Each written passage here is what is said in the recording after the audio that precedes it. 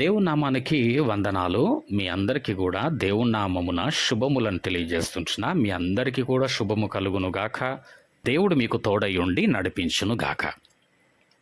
ఈ యొక్క సమయమందు 57వ కీర్తనను మనము ధ్యానించుకుందాం. మొదటి వచనం, నన్ను కరుణింపుము దేవా, నన్ను కరుణింపుము, నేను నీ శరణుజొచ్చియున్నాను.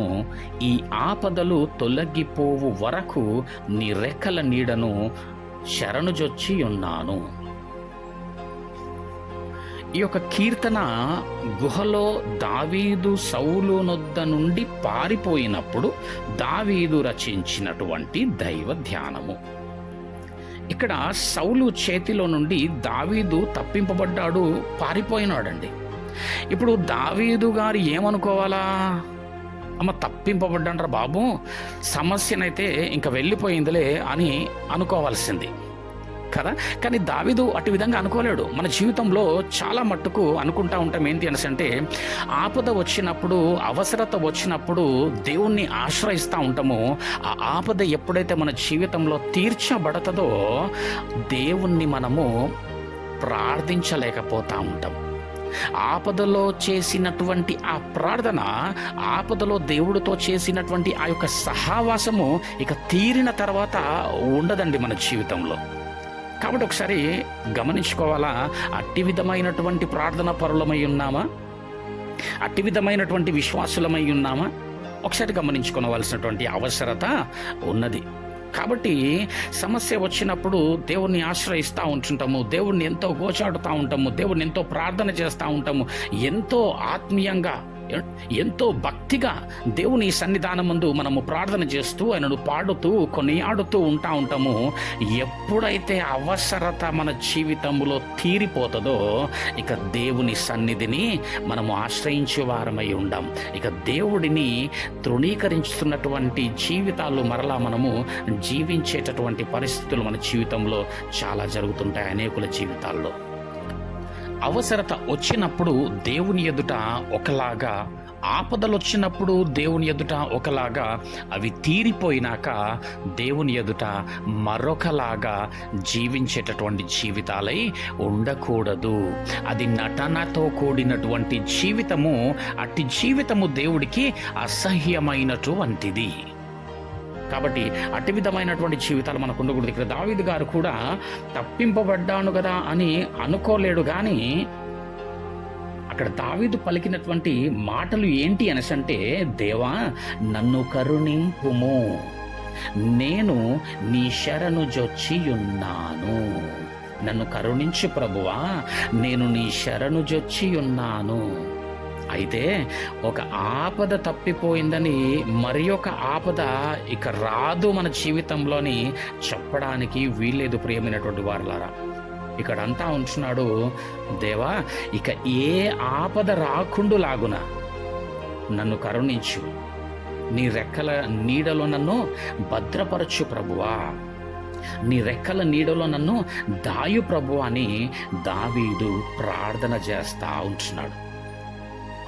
అండ్ ప్రతి ఒక్కరి జీవితంలో ఆపదలు ఏదో ఒక రీతిగా, ఏదో ఒక సమయంలో వస్తానే ఉంటాయి. కాబట్టి మనము ఆయన రెక్కల క్రింద ఉండాలా. ఆయన రెక్కల క్రింద మనకు ఆశ్రయం కలుగుతుంది. దేవుని నామానికి స్తోత్రం. ఆయన రెక్కలే మనలను రక్షించేటివి. కోడి గద ఏ విధంగానైతే తన పిల్లలని తన రెక్కల క్రింద భద్రపరుచుకుంటదో ఆ విధంగా దేవుడు మనలను రక్షించువాడై ఉన్నాడు. రక్షిస్తానని, తోడుగా ఉంటానని, నడిపిస్తానని దేవుడు మనకు వాగ్దానము చేసిన వాడై ఉన్నాడు. తన బిడ్డలను తను చెయ్యి విడిచువాడు కాదు. కానీ అనేక మారులు మానవులు దేవుని యొక్క చేతిని విడిచిపెట్టి జీవిస్తున్నటువంటి పరిస్థితులు అనేకుల జీవితాల్లో మనం చూస్తూ ఉంటుంటాం. 2వ వచనంలో ఆపద సమయంలో దేవుణ్ణి హెచ్చించేటటువంటి అనుభవం ఉందండి. అంటా ఉంటాడు, మహోన్నతుడైనటువంటి దేవునికి అంటున్నాడు చూడండి. కానీ అనేకులు కష్టం వచ్చినప్పుడు ఏం దేవుడో, ఏం చేసినాడు దేవుడు మా జీవితాల్లో, మాకే ఎందుకు ఇట్లా చేస్తున్నాడు దేవుడు మా జీవితంలో అంటూ దేవుణ్ణి చాలా తక్కువ చేస్తూ మాట్లాడుతూ ఉంటారండి. అది చాలా తప్పు. కానీ దావీదు ఆపదలలో దేవుణ్ణి బహుగొప్పగా చూస్తూ ఉంటున్నాడు. దేవునికి స్తోత్రం. అంటే ఆపదలో ఉన్నప్పుడు కూడా దావీదు దేవుడిని చాలా గొప్పగా చూస్తుంటున్నాడు. సర్వోన్నతుడైన దేవుడు, మహోన్నతుడైనటువంటి దేవుడు అంటూ ఉంటాడు. ఇక్కడ దేవుని గొప్పతనం ఏంటో దావీదుకు తేటగా తెలుసు. దేవుని నామానికి వందనాలు. దేవుని యొక్క గొప్పతనం మనం కూడా ఎరిగి ఉన్నటువంటి వారమే.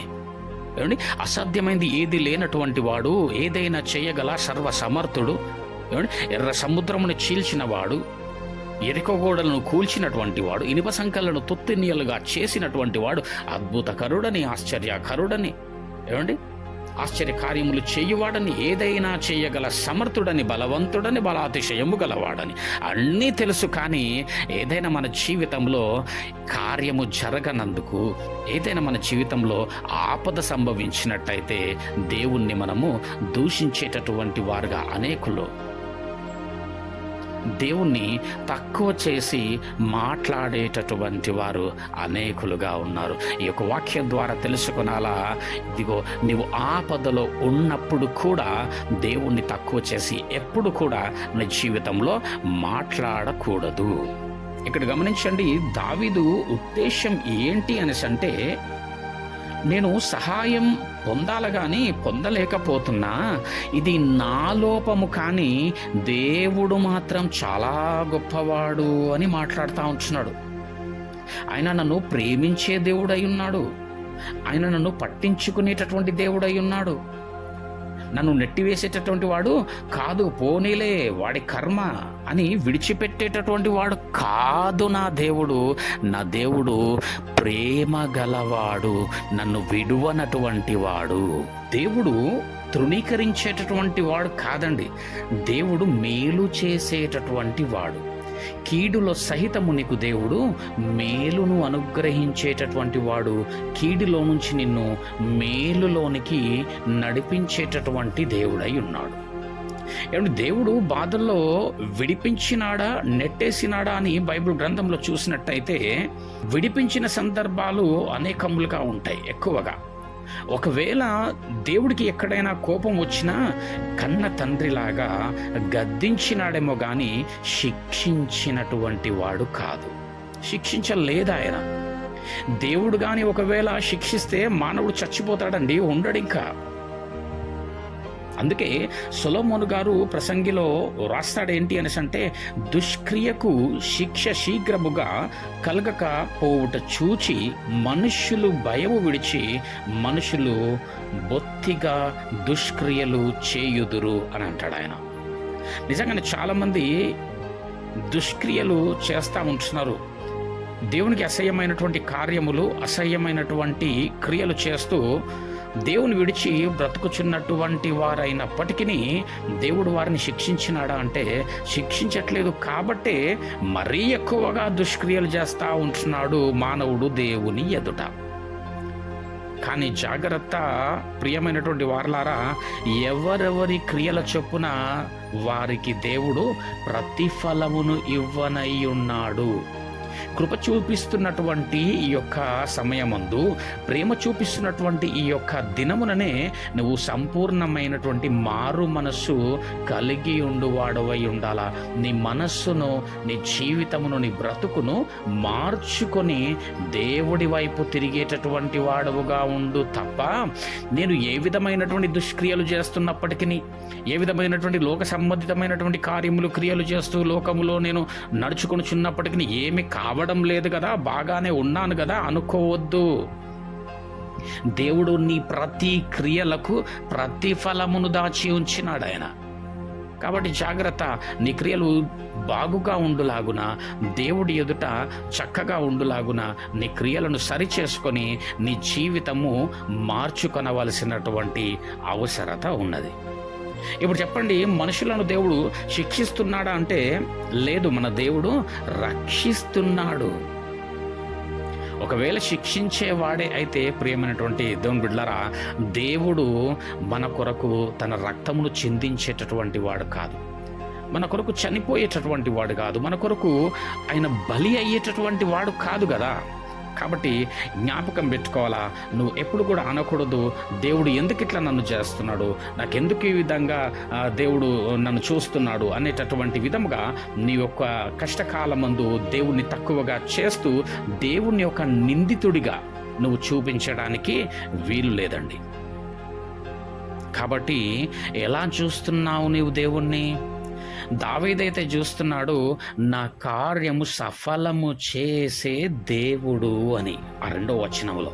ఏమండి, నీవు కూడా అట్టి మనస్సు కలిగి దేవుని పైన ఆధారపడి దేవునిని ఆధారముగా చేసుకొని నీవు కూడా, ప్రభువా నా కార్యములను సఫలము చేసే దేవుడవు నీవే నాయనా, నన్ను నడిపించేటటువంటి దేవుడవు నీవే ప్రభువా అని నీ ప్రతి పరిస్థితిని బట్టి దేవునికి ప్రతి విషయంలో నువ్వు ప్రార్థన చేస్తూ కృతజ్ఞతాస్తుతులు చెల్లిస్తూ దేవుణ్ణి ఆనుకొని దేవుణ్ణి మహిమపరుస్తూ కీర్తిస్తూ స్తుతిస్తూ జీవించువాడవై జీవించుదానవై ఉండవలెనని ప్రభు పేరట మనవి చేస్తా ఉంటున్నాం. 2వ వచనంలో మహోన్నతుడైన దేవునికి, నా కార్యము సఫలము చేయు దేవునికి నేను మొరపెట్టుచున్నాను. చూసినారా, ఆ కష్ట సమయంలో కూడా నా దేవుడు మహోన్నతుడు, నా ప్రతి కార్యమును సఫలము చేసేటటువంటి దేవుడు, నన్ను పట్టించుకునేటటువంటి దేవుడు, నన్ను నడిపించేటటువంటి దేవుడు, నన్ను తృణీకరించేటటువంటి దేవుడు కాదు. నా జీవితంలో ప్రతి కార్యమును చేయగల సమర్థుడై ఉన్నాడు నా దేవుడని దేవుణ్ణి కొనియాడుతూ ఉంటున్నాడు. నా దేవుడు మహోన్నతుడు. ఈ విధంగా ఈ యొక్క వాక్య ప్రకారముగా దేవుడు నిన్ను తప్పిస్తూ తన రెక్కల కింద భద్రపరుస్తూ ఆ మహోన్నతుడైనటువంటి దేవుడు నీ కార్యములన్నిటినీ కూడా సఫలము చేయునుగాక. అటు విధంగా దేవుడి పైన ఆనుకొని జీవించేటటువంటి జీవితములుగా దేవుడు మనల్ని దీవించి ఆశీర్వదించును గాక. ప్రభు పేరట మీ అందరికీ కూడా శుభము కలుగును గాక. ఆమెన్.